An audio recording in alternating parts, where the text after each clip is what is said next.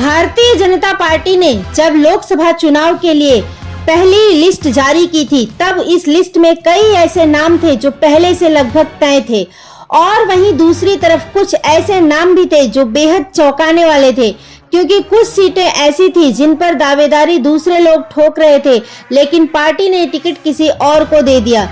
इसी कड़ी में उस वक्त सबसे ज्यादा चर्चा जौनपुर लोकसभा सीट की हो रही थी। जौनपुर लोकसभा सीट से भारतीय जनता पार्टी ने महाराष्ट्र के पूर्व गृह राज्य मंत्री रह चुके कृपाशंकर सिंह को अपना उम्मीदवार बनाया है। आपको बता दें कि कृपाशंकर सिंह मूल रूप से जौनपुर जिले के सहोदरपुर ग्राम सभा के रहने वाले हैं।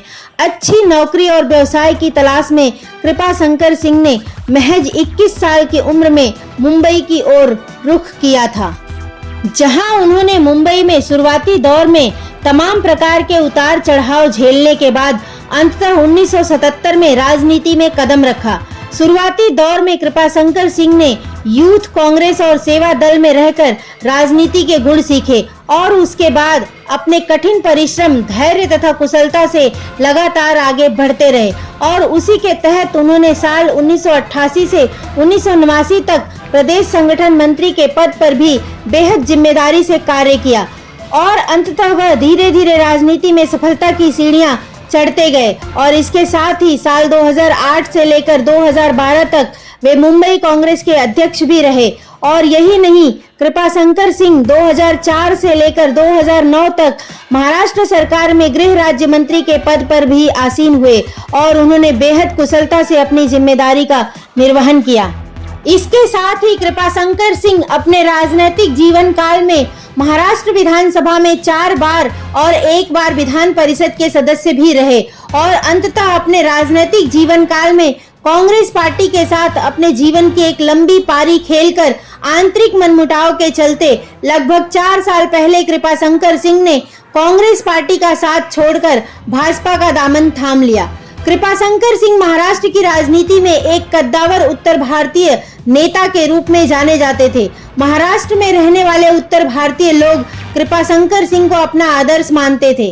भाजपा में प्रवेश करते ही कृपाशंकर सिंह ने राजनीतिक तौर पर अपने आप को मजबूत करने के लिए महाराष्ट्र की राजनीतिक गलियारों से लेकर अपने समर्थकों व सहयोगियों के बीच अपनी उपस्थिति बरकरार रखते हुए अपनी सक्रियता में कभी कोई कमी नहीं आने दी।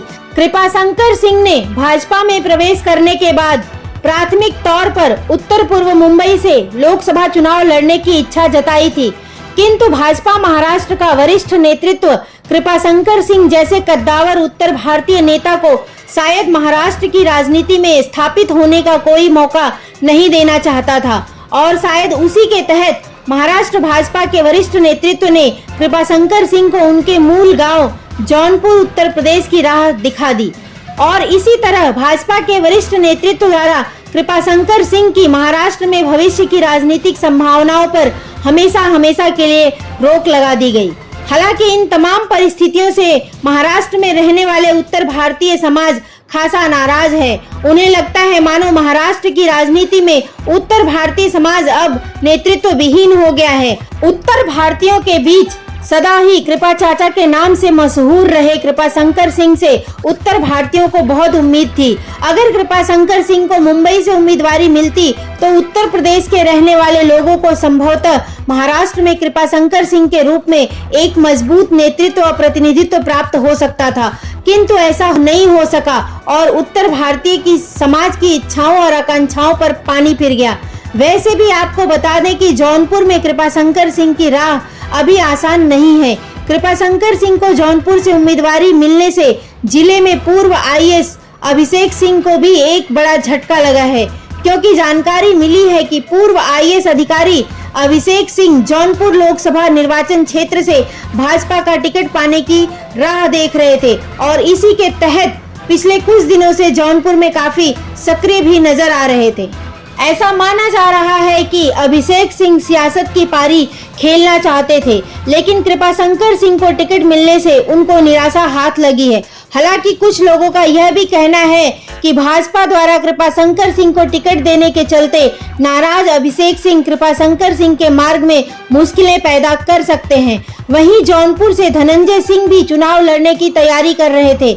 तथा पिछले कुछ सालों से वे भी जौनपुर में काफी सक्रिय नजर आ रहे थे, जिसके तहत उनके पास कई बड़े लोगों का आना जाना जारी था। साथ ही धनंजय सिंह का हर छोटे बड़े कार्यक्रमों में उपस्थित रहना उनकी चुनावी तैयारी का एक बड़ा हिस्सा भी था। और अब कृपाशंकर सिंह को भाजपा द्वारा टिकट दिए जाने की घोषणा के बावजूद भी धनंजय सिंह इस चुनावी रण क्षेत्र से पीछे हटने को तैयार नहीं है, बल्कि खुलकर धनंजय सिंह ने चुनाव लड़ने की घोषणा कर डाली थी। किंतु उनके चुनाव लड़ने की घोषणा के बाद ही अचानक धनंजय सिंह को एक पुराने मामले में दोषी करार देते हुए कोर्ट द्वारा सजा सुना दी गई। साथ ही आनन फानन में पुलिस अधिकारियों की एक बड़ी टीम ने धनंजय सिंह को गिरफ्तार भी कर लिया। किंतु इसके बावजूद भी धनंजय सिंह के तेवरों में कोई कमी दिखाई नहीं दे रही है। वहीं धनंजय के पक्ष में जन सैलाब उमड़ पड़ा है, जो निसंदेह धनंजय सिंह की लोकप्रियता को दर्शाता है। हालांकि जौनपुर से कृपाशंकर सिंह के विरोधियों का कहना है कि कृपाशंकर सिंह का राजनीतिक कार्यक्षेत्र हमेशा मुंबई ही रहा है। ऐसे में अपने राजनीतिक करियर का अंतिम चुनाव लड़ने कृपाशंकर सिंह को जौनपुर आने की आखिर क्या आवश्यकता थी। हालांकि मौजूदा समय में कृपाशंकर सिंह ने उम्मीदवारी घोषित होते ही अपने निर्वाचन क्षेत्र में बड़ी मुस्तैदी से लोगों से मिलना जुलना शुरू कर दिया है। साथ ही कृपाशंकर सिंह चुनावी सभाओं तथा बैठकों में व्यस्त भी हो गए हैं। कृपाशंकर सिंह इन चुनावों में कोई कोर कसर छोड़ने के मूड में दिखाई नहीं दे रहे हैं। चुनाव की तैयारियां अपने चरम पर हैं। पूरे जौनपुर को भाजपा में बनाया जा रहा है। बैनर पोस्टर लगाए जाने के बावजूद घर घर तक पैम्पलेट आदि पहुंचाने की योजनाएं भी बनाई जा रही हैं। देर रात तक कुछ विशेष रणनीतियां बनाने तथा उन्हें लागू करने की योजनाओं पर काम भी चल रहा है। वहीं एकाएक धनंजय सिंह के गिरफ्तार होने से जौनपुर निर्वाचन क्षेत्र का माहौल थोड़ा तनावग्रस्त भी हो गया है तथा उम्मीद की जा रही है कि संभवतः धनंजय की पत्नी चुनाव लड़ने की घोषणा कर सकती हैं। वहीं अब देखना होगा कि आने वाले चुनाव के दौरान क्या परिस्थितियां सामने आएंगी और क्या परिणाम सामने आएंगे।